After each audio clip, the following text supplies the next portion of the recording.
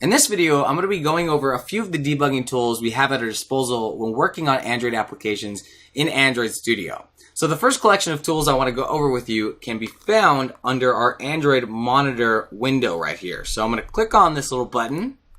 It'll pop open our window. And let me break what exactly we're seeing here down.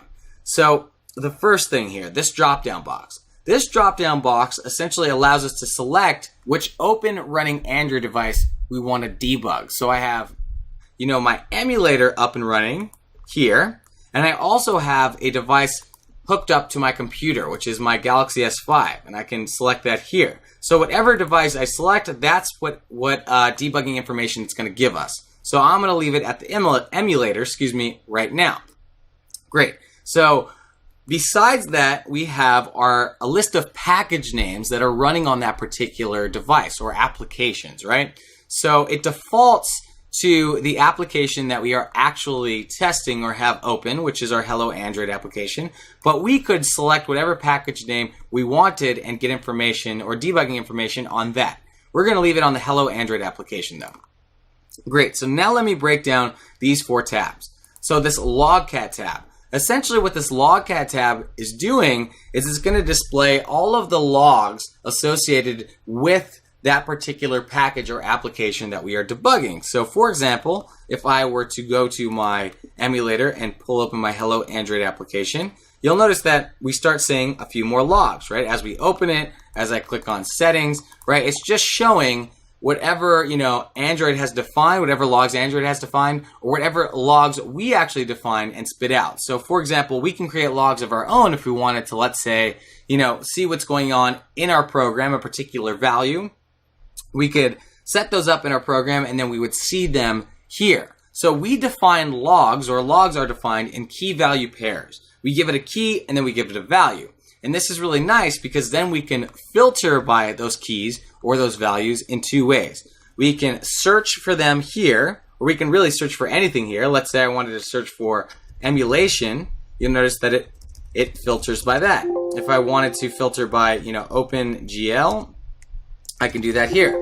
As I said, I can also just set up, actual filter bars, so I could just select it for the keys. And the way I do that is I click on Show Only Selected Application, then Edit Filter Configuration, and then I type in the filter name, and then I type in the tag or the key that I want to create.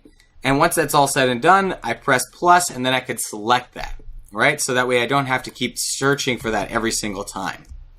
Great. If you wanted to get, really crazy, we don't have to see only one application, but we can see all of them. So if I said no filters, you'll notice that it's now displaying logs from every single application. Great. So now what I'm going to do is I will break down the next tab for you. Actually, before I go into the next tab, let me just make a note on this log level. So our log level essentially shows what type of logs we want to display. So we're saying verbose.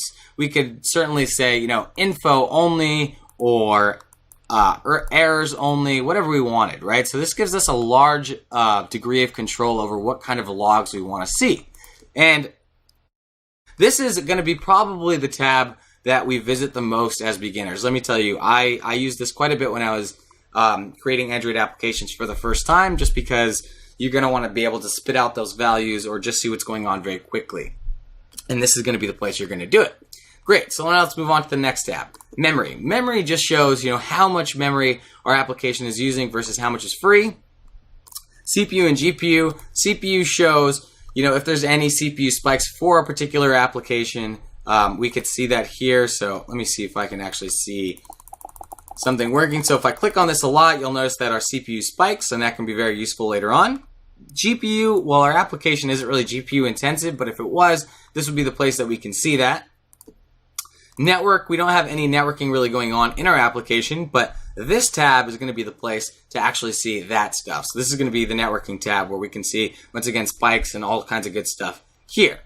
Great. So we can also get, a screen capture of our device, clicking on this button here, which is pretty cool. And that's pretty much going to do it for our Android monitor. So this is a nifty little collection of tools that's really going to help us. Great. So now how do we actually debug our application?